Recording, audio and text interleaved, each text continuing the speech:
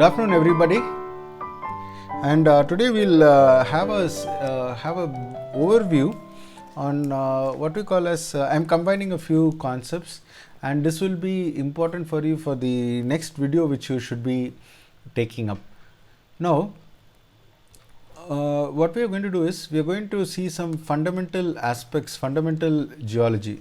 Okay, so all of you should have done geology at some point of time or other. Okay, now what is geology? What is geology? What do you think geology is?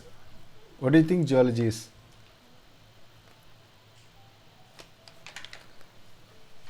Guys, any opinion on what geology is? Ishan? Yes, sir. Yes, what is geology? Have you heard this term before? Sir, geology, sir, study about Earth and all its structures. Yes, earth and its structure, the structure of Yes, the earth, what makes up the earth and other things like that. yes, sir. Great. So that is geology. Now what happens is, when I'm going to study about earthquake, we told that things are standing on earth, and one more thing we talked about is the way the earth is going to behave, the earth is going to respond, or the way the earth is going to give the force on the building is based on the soil which is supporting the structure.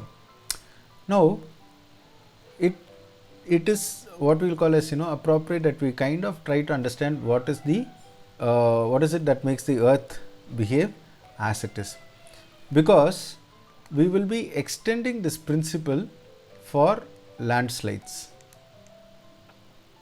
We'll be extending these principles for landslides also.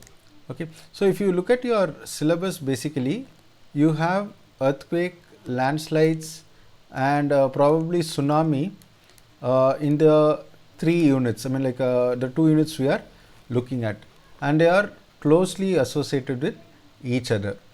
All the 3 of them could be triggered by another. Now, when you look at landslides per se, today you will find that we'll be talking a little very closely between earthquake and landslides, and we are doing the geology or the aspects of geology that determine the occurrence of these things. Right now, let me ask you to just kind of remember what geology we know. So first and foremost, we learnt earth was one huge mass.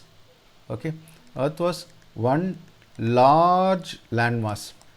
Okay, and we also learned that this landmass broke. So you can see in some of the geography books how they will place all the various parts of the earth together to show that it was one big piece. So Africa, America, and all these pieces broke and then they moved away, and it looks quite possible also because of the way the this big jigsaw puzzle was put together. Right, so we learned that many things formed because of this movement. Mountains, okay, valleys, so probably some lakes, maybe even like the coastline, coastlines which we see it is because of whatever moved, and we also have the plains and probably the plateaus. So these are what we call as the typical landforms. Okay, and one more very important thing which is also an outcome of all of this is volcanoes. Okay, as of now I am not directly going to talk much about volcanoes, but one thing we are sure that all of these are the things which we know that forms because of probably the geological activity. And to another very large extent, we would have learnt one more term. The term was weathering. What are the agents of weathering? Hello Ayushi, welcome. What are the agents of weathering, Ayushi?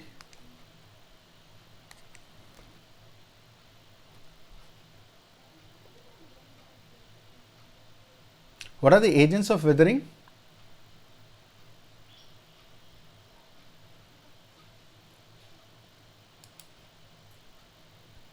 Ayushi, can you hear me?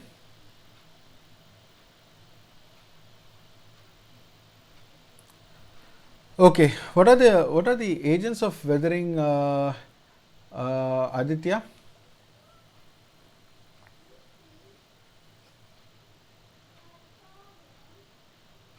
Guys, can you please turn on Sir, your yes, please. sir, weathering Yeah, I means think wear and tear of yes, earth. very good. Yeah, Ayushi, you can write it down. Yes, wear and tear of earth. Very good. That's weathering. So I think Sir, let me just put the definition sir, of weathering. Hmm, wind, water, very good. rivers. Yes. So basically, if I look at the agents of weathering, I will take I will not take river. I'll just take probably just air. I'll take water. Then any other thing? Any other thing, please, which come under the agents of weathering? Sun, cold. Okay, so usually cold and Ice, heat. Yes, when ice, yeah, water when it becomes ice, water when it moves. Okay, and same thing. Air by itself doesn't do much, but air in motion does a lot of damage. So air in motion is wind. So wind causes damage. Sun heats up the system, cools it. So all of these Can essentially. Yes, please. Sai, are you sharing your screen because I cannot see the screen? You can't see the screen. Oh, I'm so sorry. I was not sharing the screen. Okay, guys, thank you for telling me, because typically you can expect that something is being shared. Yes. Okay. Now I hope you are able to see the screen. Yes, sir. Right. Moving on. So these are the things which are actually causing the weathering action. Okay, and this is not new. This is something I'm sure that you have learnt in your previous classes. Now let's see how we can build on this. So typically when you look at soil is formed as a result of weathering. Okay, soil is a result of weathering, and soil will, as you know, is composed of three things. What are the three main things that constitute soil? Okay, I will not bully you too much. The three things are: there is some solid matter, there is water, and there is air. Okay, solid matter can be organic in nature, leaves, animals, dead animals, and all the other stuff. And the inorganic substances. So typically the soil, the solid matter of the soil is nothing but, so this inorganic things is nothing but product of weathering. So all of these are things which we know very well, and water is a key component of soil. Okay, now when you look at soil, there is this solid fractions. So when the size differs, we call it either rock, or it can go to anything called clay. So usually depending on the size we have different classifications, but as of now just take it that there are that this rock, sand and clay are the three things which we are very much bothered about. Okay, so yesterday when we saw the earthquake, that SA by G curve, you will again okay, I don't know where I put it. I think right. So when you saw the SAB by G curve, you got three soils: hard soil, medium soil, soft soil. So in that same light, I am just taking these three fractions and saying that we are very much bothered about these three only. Okay, so now I will just introduce one concept to you. So you have what are called as granular soils and other soils which are non-granular, and so that is, you don't have a grain-like appearance. You don't have a grain-like appearance. Again, hard rock, it can be medium rock, okay, medium hard rock or soft rock. There are a lot of fractions within these. So for each of these things, you'll say that, oh, there was a lot of weathering, so this rock has become from one kind to another kind. Okay. Now, when you have a granular action, there are some benefits which I will be bringing out. And when the soil is non-granular, there are some other things that happen. Now, clay is nothing but, of course, clay also some, because of the constituents of clay also there are some things which happen. But essentially clay is very, very small size particles. Now, clay plus water is a very dangerous combination. Okay, clay plus water is a very, very dangerous combination. So what is happening now? We have told that we are having three components. One is a solid, the other is the water, and the third is air. So if you take a tumbler or some glass or a beaker, whatever you want to call it, and fill it with soil, okay, you will be able to see some spaces. This space can either be water or it can be air. So typically whenever we study the properties of soil, we will be studying it under three conditions: saturated, okay, then there is something between saturated and unsaturated, and then you have dry. So there is something between saturated, the degree of saturation. So amount of air, amount of water, this keeps on changing. So this causes a change in behavior. Okay, this causes a change in behavior of the soil. Okay, now this change in behavior can be studied in many ways. In particular, for our natural disaster, we are bothered about this for landslides. Okay, how this happens, we will be seeing shortly. Now we have seen that we have seen these three things. Which of these three would you like your soil to have more? Which is it that you would like to have as in the majority of components? Solid, water, or air? Anybody? Anybody would like to answer this? Probably Ayushi, you can type out what you feel should be there in greater qualities. Okay, greater measure. We'll just wait for your answer. Now let me move on a little further. So typically when you are studying, like whenever you are looking at a soil, if you look at the color of the soil, yeah, okay, there are three components which are there: air, soil, air, solid, and water. Which of these three do you want to have as the majority component in your soil? So that is the question, Ayushi. So there are many things you have seen about color, luster, hardness. Okay,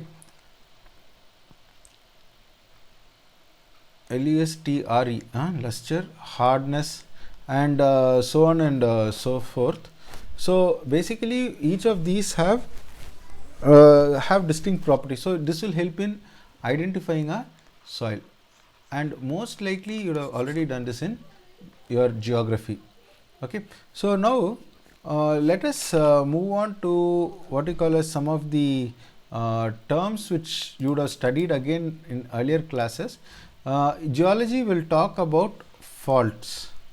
Okay, geology would have talked about faults.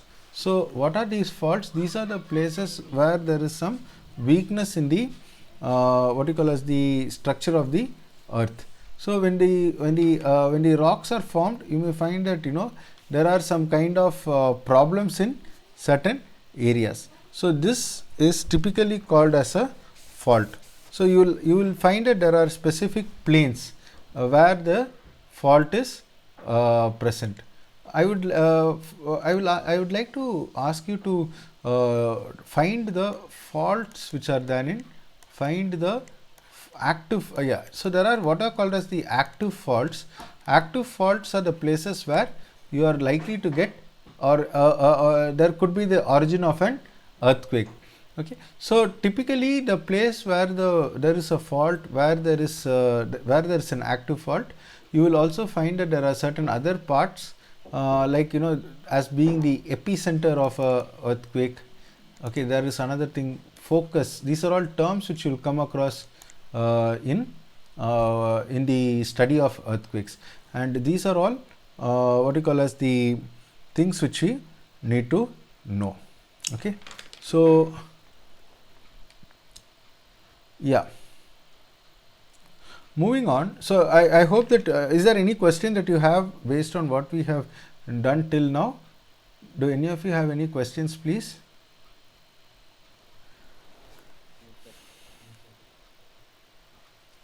Right. So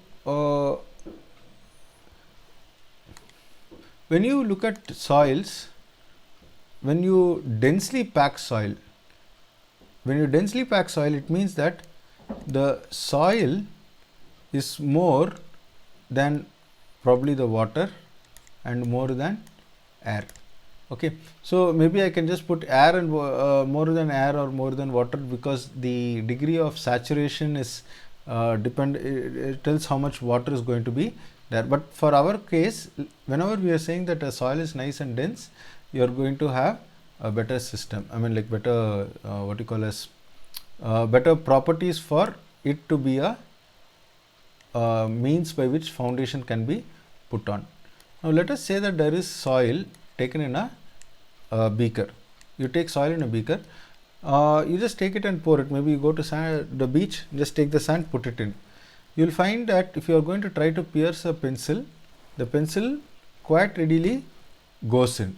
So on the other hand, you shake it a little, you will find that the level of soil goes down. So when the soil level goes down after you do the shake, it means that is my UPS. I don't know how long it's going to live. Okay, so now what happens, the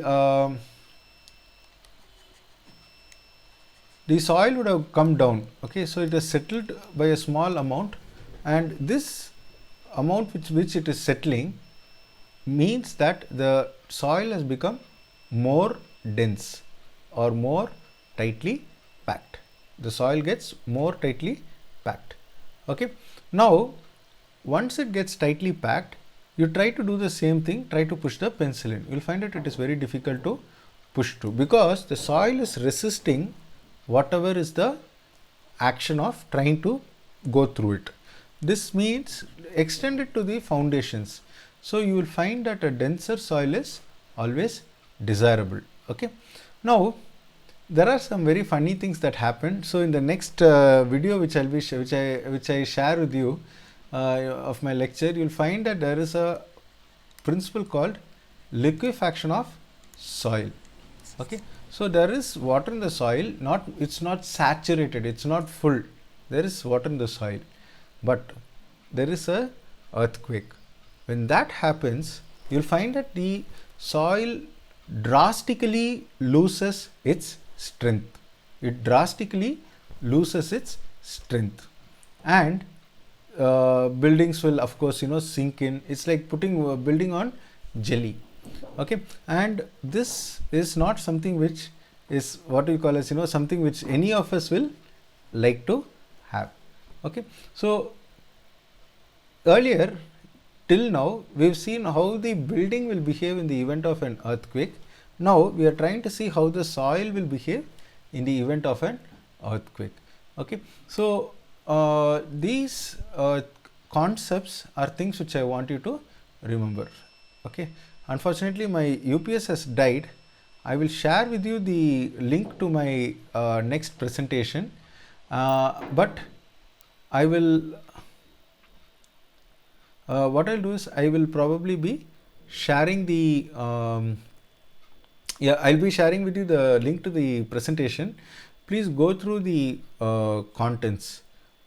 After that, we will look at what we call as the principles or some of the things which determine how soil, the properties of a soil help a soil mass behave in the event of a landslide.